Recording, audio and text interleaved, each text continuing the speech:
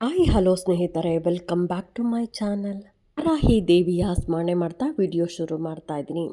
ನಾಳೆ ಶುಕ್ರವಾರ ಇದೆ. ಹಾಗಾಗಿ ಶುಕ್ರವಾರ ರಾತ್ರಿ ನೀವು ಮಲಗುವ ಸಮಯದಲ್ಲಿ ವಾರಾಹಿ ದೇವಿಯ ಮಂತ್ರವನ್ನು ಹೇಳಿ ಮಲಗೋದ್ರಿಂದ ಬೆಳಗಾಗುವಷ್ಟರಲ್ಲಿ ವಾರಾಹಿ ದೇವಿನೇ ಬಂದು ನಿಮ್ಮ ಕಷ್ಟಗಳನ್ನೆಲ್ಲ ಬಗೆಹರಿಸ್ತಾಳೆ ಅಂತಲೇ ಹೇಳ್ಬೋದು.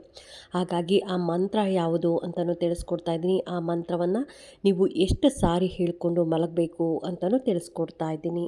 ವಾರಾಹಿ ಅಮ್ಮನ ಮಂತ್ರ ವೆರಿ ಪವರ್ಫುಲ್ ಅಂತಲೇ ಹೇಳ್ಬೋದು ಸ್ನೇಹಿತರೆ. ಯಾಕೆಂದರೆ ಮಂತ್ರಕ್ಕೆ ಅಷ್ಟೊಂದು ಶಕ್ತಿ ಇರುತ್ತೆ. ಅಮ್ಮ ಅಂತ ನಾವು ಭಕ್ತಿ, ಶ್ರದ್ಧೆ, ನಂಬಿಕೆಯಿಂದ ಕರೆದ್ರೆ ಸಾಕು, ಅಮ್ಮ ತಕ್ಷಣ ಬಂದು ನಮ್ಮ ಕಷ್ಟಗಳನ್ನೆಲ್ಲ ಬಗೆಹರಿಸ್ತಾಳೆ ಅಂತಲೇ ಹೇಳ್ಬೋದು.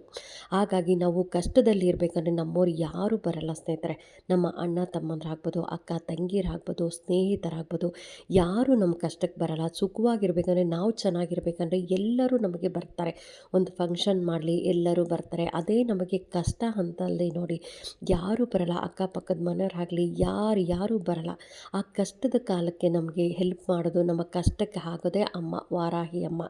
ಅದಕ್ಕೋಸ್ಕರ ನಾವು ಕಷ್ಟದ ಸಮಯದಲ್ಲಿ ನಾವು ಯಾವಾಗಲೂ ವಾರಾಹಿ ಅಮ್ಮನನ್ನು ಬೇಡ್ಕೊತಾ ಇರಬೇಕು. ಅದರಲ್ಲೂ ಕಷ್ಟ ಅಂದರೆ ಸಾಕು, ಅಮ್ಮ ಬೇಷಣ ನಮಗೆ ಅಲ್ಲಿ ಕಷ್ಟಗಳನ್ನೆಲ್ಲ ಬಗೆಹರಿಸ್ತಾಳೆ ಅಂತಲೇ ಹೇಳ್ಬೋದು. ಹಾಗಾಗಿ ವಾರಾಹಿ ಅಮ್ಮನಿಗೆ ಮಂಗಳವಾರ, ಶುಕ್ರವಾರಗಳ ದಿನಗಳಲ್ಲಿ ತುಂಬಾ ಶಕ್ತಿ ಇರುತ್ತೆ. ವಿಶೇಷವಾದ ನಾವು ಪೂಜೆಯನ್ನು ಮಾಡೋದು, ಆರಾಧನೆಯನ್ನು ಮಾಡೋದು, ಮಂತ್ರಗಳನ್ನು ಹೇಳೋದು. ನಿಮಗೆ ಪೂಜೆ ಮಾಡೋಕ್ಕೆ ಟೈಮ್ ಇಲ್ಲ, ಈಗ ಕೆಲಸಕ್ಕೆ ಹೋಗ್ತಾ ಇರ್ತೀರಿ, ಹಾಗೆಯೇ ನಮ್ಗೆ ಯಾವುದೇ ಥರದ ಆರಾಧನೆ ಮಾಡೋದಕ್ಕೂ ಟೈಮ್ ಇಲ್ಲ ಅನ್ನೋರು ರಾತ್ರಿ ಮಲಗೋ ಸಮಯದಲ್ಲಿ ಒಂದು 5 ನಿಮಿಷಗಳ ಕಾಲ ವಾರಾಹಿ ಅಮ್ಮನನ್ನು ನೆನೆದು ನೀವು ಈ ಮಂತ್ರವನ್ನು ಹೇಳಿದ್ರೆ ಸಾಕು, ನಿಮ್ಮ ಎಂತಹದ್ದೇ ಕಷ್ಟ ಇದ್ದರೂ ಕೂಡ ನಿಮಗೆ ಬೆಳಗಾಗುವಷ್ಟರಲ್ಲೇ ಅಮ್ಮ ನಿಮ್ಮ ಕಷ್ಟಗಳನ್ನೆಲ್ಲ ಬಗೆಹರಿಸ್ತಾಳೆ ಅಂತಲೇ ಹೇಳ್ಬೋದು. ಅದಕ್ಕೋಸ್ಕರನೇ ತುಂಬ ಜನ ಇತ್ತೀಚಿನ ದಿನಗಳಲ್ಲಂತೂ ವಾರಾಹಿ ಅಮ್ಮನ ವ್ರತವನ್ನು ಮಾಡೋದಾಗಲಿ, ಪೂಜೆಗಳನ್ನು ಮಾಡೋದು, ಮಂತ್ರಗಳನ್ನು ಹೇಳ್ಕೊಳ್ಳೋದು ತುಂಬಾ ಹೆಚ್ಚಾಗಿದೆ. ದೀಕ್ಷೆಯನ್ನು ಕೂಡ ಪಡ್ಕೊತಿದ್ದಾರೆ. ಹಾಗಾಗಿ ನಾವೆಲ್ಲರೂ ವಾರಾಹಿ ಅಮ್ಮನ ಮಂತ್ರಗಳನ್ನು ಹೇಳಿ ನಮ್ಮ ಕಷ್ಟಗಳನ್ನು ಕೂಡ ಬಗೆಹರಿಸ್ಕೊಬೋದು ಸ್ನೇಹಿತರೆ.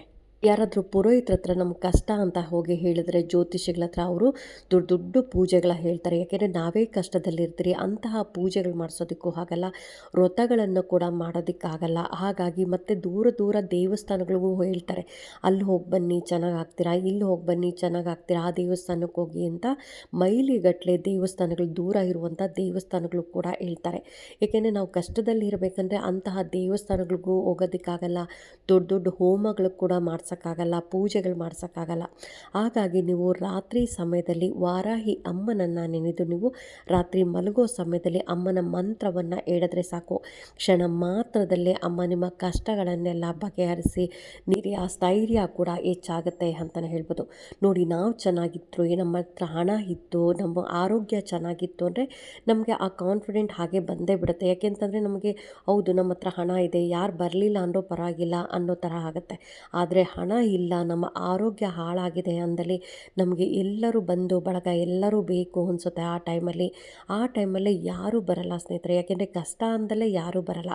ಹಾಗಾಗಿ ಕಷ್ಟದಲ್ಲಿ ನಿಮಗೆ ಯಾರು ಹಾಕ್ತಾರೆ ಅನ್ನೋದು ಮೇನ್ ಆಗುತ್ತೆ. ಅದಕ್ಕೋಸ್ಕರ ನಾವು ಯಾವಾಗ್ಲೂ ಆ ವಾರಾಹಿ ಅಮ್ಮನ ಮಂತ್ರಗಳನ್ನು ಹೇಳ್ಕೊಂಡು ಯಾರು ಆಗಲಿಲ್ಲ ಅಂದರೂ ನೀವು ಅಮ್ಮನನ್ನು ಜ್ಞಾಪಕ ಮಾಡಿಕೊಂಡ್ರೆ ಸಾಕು, ಅಮ್ಮನನ್ನು ನೀವು ಭಕ್ತಿಯಿಂದ ಕರೆದ್ರೆ ಸಾಕು, ಅಮ್ಮ ಕೈ ಬಿಡಲ್ಲ ಸ್ನೇಹಿತರೆ. ಅದಕ್ಕೋಸ್ಕರ ನೀವು ಯಾವ ಜಾಗದಲ್ಲಿ ಇರ್ತೀರ ಅದೇ ಜಾಗದಲ್ಲೇ ಅಮ್ಮನ ಮಂತ್ರವನ್ನು ಹೇಳ್ಬೇಕಾಗತ್ತೆ.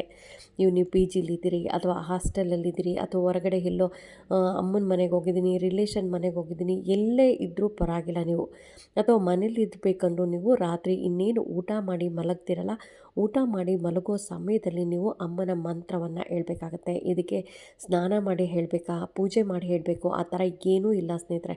ನೀವು ಯಾವ ಜಾಗದಲ್ಲಿ ಇರ್ತೀರೋ ಅದೇ ಜಾಗದಲ್ಲಿ ನೀವು ಅಮ್ಮನ ಮಂತ್ರವನ್ನು ಕೂಡ ಹೇಳ್ಬೋದು.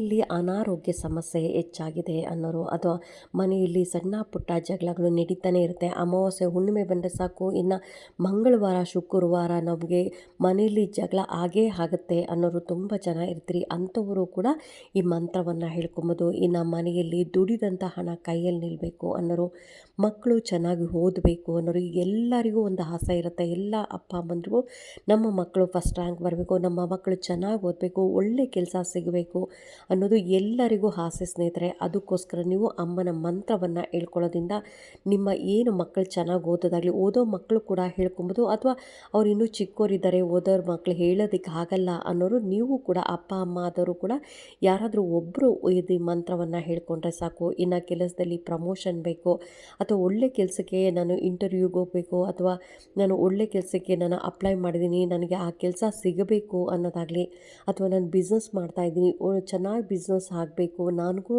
4 ಜನದ ಥರ ಬದುಕಿ ತೋರಿಸ್ಬೇಕು ನಾನು, ಯಾಕೆಂದರೆ ನಾನು ಈಗ ತುಂಬ ಲಾಸ್ ಆಗಿಬಿಟ್ಟಿದೆ, ನಾನು ಕೂಡ 4 ಜನದ ಥರ ನಾನು ಬದುಕಿ ತೋರಿಸ್ಬೇಕು ಅನ್ನೋದಾದರೆ ಬಿಸ್ನೆಸ್ ಚೆನ್ನಾಗಾಗಬೇಕು. ಬಿಸ್ನೆಸ್ ಚೆನ್ನಾಗಾಗಬೇಕು ಅಂದರೆ ನೀವು ಅಮ್ಮನ ಮಂತ್ರಗಳನ್ನು ಹೇಳ್ಕೊಬೇಕು ಸ್ನೇಹಿತರೆ. ಈ ರೀತಿಯಾಗಿ ಹೇಳ್ಕೊಳ್ಳೋದ್ರಿಂದ ಎಂತಹದ್ದೇ ಕಷ್ಟಗಳಿದ್ರೂ ಕೂಡ ಪರಿಹಾರ ಆಗುತ್ತೆ. ಇನ್ನು ಕೋರ್ಟ್ ಕೇಸ್, ತುಂಬ ವರ್ಷದಿಂದ ಕೋರ್ಟ್ ಕೇಸ್ ನಡೀತಾ ಇದೆ ಅನ್ನೋರು ಕೂಡ ಈ ಮಂತ್ರವನ್ನು ಹೇಳ್ಕೊಬೋದು.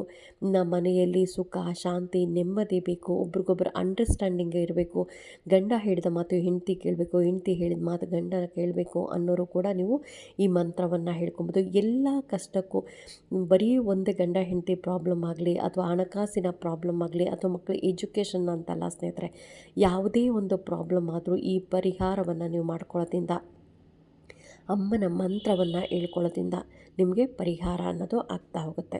ಹಾಗಾಗಿ ಆ ಮಂತ್ರ ಯಾವುದು, ಎಷ್ಟು ಸಾರಿ ಹೇಳ್ಕೊಬೇಕು ಅಂತಲೂ ತಿಳಿಸ್ಕೊಡ್ತಾ ಇದ್ದೀನಿ. ವಾರಾಹಿ ಅಮ್ಮನ ಮಂತ್ರವನ್ನು ಕನಿಷ್ಠ ಪಕ್ಷ ನೀವು 108 ಸಾರಿ ಹೇಳ್ಕೊಬೇಕಾಗತ್ತೆ. ಅಮ್ಮನ ಮಂತ್ರ ಕೂಡ ಈಗ ಸ್ಕ್ರೀನ್ ಮೇಲೆ ಬರ್ತಾ ಇದೆ ನೋಡಿ. ಈ ಮಂತ್ರವನ್ನು ನೀವು 108 ಸಾರಿ ಹೇಳ್ಕೊಬೇಕು. ಮಂತ್ರ ಹೀಗಿದೆ ನೋಡಿ: ಓಂ ಶ್ರೀಂ ಕ್ಲೀಂ ಐಂ ವಾರಾಹಿ ದೇವಿಯೇ ನಮೋ ನಮಃ. ಓಂ ಶ್ರೀಂ ಕ್ಲೀಂ ಐಂ ವಾರಾಹಿ ದೇವಿಯೇ ನಮೋ ನಮಃ. ಈ ಮಂತ್ರ ತುಂಬಾ ಈಸಿ ಇದೆ. ಹಾಗಾಗಿ ನೀವು ರಾತ್ರಿ ಇನ್ನೇನು ಊಟ ಮಾಡಿ ಮಲಗೋಕ್ಕೆ ಹೋಗ್ತಿರಲ್ಲ, ಆ ಸಮಯದಲ್ಲಿ ನೀವು ಮಂಚದ ಮೇಲೆ ಕೂತ್ಕೊಳ್ಳೋಕೆ ಹೋಗ್ಬೇಡಿ. ಕೆಳಗಡೆ ಚಾಪೆ ಅಥವಾ ಮಣೆ ಹಾಕ್ಕೊಂಡು ಕೂತ್ಕೊಂಡು ಅಮ್ಮನನ್ನು ಮೊದಲು ನೀವು ಮನಸ್ಸಲ್ಲಿ ಸ್ಮರಣೆ ಮಾಡ್ತೀವಿ. ಅಮ್ಮ, ನನ್ನ ಕಷ್ಟಗಳನ್ನೆಲ್ಲ ಬಗೆಹರಿಸಮ್ಮ ಅಂತ ನೀವು ಅಮ್ಮನನ್ನು ಬೇಡ್ಕೊತ ನಂತರ ಈ ಮಂತ್ರವನ್ನು ಹೇಳ್ಕೊಬೇಕಾಗತ್ತೆ. ಈ ಮಂತ್ರವನ್ನು ಕನಿಷ್ಠ ಪಕ್ಷ ನೀವು 108 ಸಾರಿ ಹೇಳ್ಕೊಬೇಕು ಸ್ನೇಹಿತರೆ. ಈ ರೀತಿಯಾಗಿ ಹೇಳ್ಕೊಳ್ಳೋದ್ರಿಂದ ನೀವು ಏನು ಕಷ್ಟ ಅಂತ ಮೊದಲು ಅಮ್ಮನ ಹತ್ರ ಹೇಳ್ಕೊಂಡಿರ್ತೀರಲ್ಲ, ಆ ಕಷ್ಟಗಳೆಲ್ಲ ಬೆಳಗಾಗುವಷ್ಟರಲ್ಲೇ ಬಗೆಹರಿದಿರುತ್ತೆ ಅಂತಲೇ ಹೇಳ್ಬೋದು. ಹಾಗಾಗಿ ನೀವು ಶ್ರದ್ಧಾ, ಭಕ್ತಿ, ನಂಬಿಕೆಯಿಂದ ಅಮ್ಮನನ್ನು ಬೇಡ್ಕೊಳ್ಳೋದ್ರಿಂದ ಅಮ್ಮ ನಿಮ್ಮ ಕಷ್ಟಗಳನ್ನು ಕ್ಷಣ ಮಾತ್ರದಲ್ಲೇ ಬಗೆಹರಿಸ್ತಾಳೆ ಅಂತಲೇ ಹೇಳ್ಬೋದು. ಹಾಗೆ ಅಮ್ಮನ ಹತ್ರ ಎಲ್ಲ ಮಂತ್ರಗಳನ್ನು ಹೇಳ್ಕೊಳ್ಳಿ. ನಾನು ಕೂಡ ಅಮ್ಮನ ಹತ್ರ ಬೇಡ್ಕೊತೀನಿ, ಎಲ್ಲ ಕಷ್ಟಗಳನ್ನು ಬಗೆಹರಿಸಮ್ಮ ಅಂತ ನಾನು ಕೂಡ ಅಮ್ಮನ ಹತ್ರ ಕೇಳ್ಕೊತ ಈ ವಿಡಿಯೋ ಹೇಗನ್ನಿಸ್ತು ಅಂತ ಕಾಮೆಂಟ್ ಸೆಕ್ಷನಲ್ಲಿ ಕಾಮೆಂಟ್ ಮಾಡಿ, ಲೈಕ್ ಮಾಡಿ, ಶೇರ್ ಮಾಡಿ. ಇನ್ನೂ ನನ್ನ ಚಾನಲ್ಗೆ ಯಾರೆಲ್ಲ ಸಬ್ಸ್ಕ್ರೈಬ್ ಮಾಡದೆ ಏನಾದರೂ ಹಾಗೆ ನೋಡ್ತಾ ಇದ್ದರೆ ಎಲ್ಲರೂ ಸಬ್ಸ್ಕ್ರೈಬ್ ಮಾಡ್ಕೊಳ್ಳಿ. ಪಕ್ಕದಲ್ಲಿರೋಂಥ ಬೆಲ್ ಐಕಾನ್ ಪ್ರೆಸ್ ಮಾಡೋದ್ರಿಂದ ನಾನು ಹಾಕೋ ವಿಡಿಯೋಗಳೆಲ್ಲ ಬೇಗ ಬಂದು ತಲುಪುತ್ತೆ. ಆದಷ್ಟು ನಿಮಗೆ ವಾರಾಹಿ ದೇವಿಯ ಇನ್ನೂ ಒಳ್ಳೊಳ್ಳೆ ಪವರ್ಫುಲ್ ಮಂತ್ರಗಳು ಕೂಡ ಇದೆ, ಮಂತ್ರಗಳನ್ನು ಕೂಡ ತಿಳಿಸ್ಕೊಡ್ತೀನಿ. ಹಾಗೆಯೇ ಪೂಜೆಗಳನ್ನು ಕೂಡ ತಿಳಿಸ್ಕೊಡ್ತೀನಿ ಅಂತ ಹೇಳ್ತಾ ಥ್ಯಾಂಕ್ ಯು.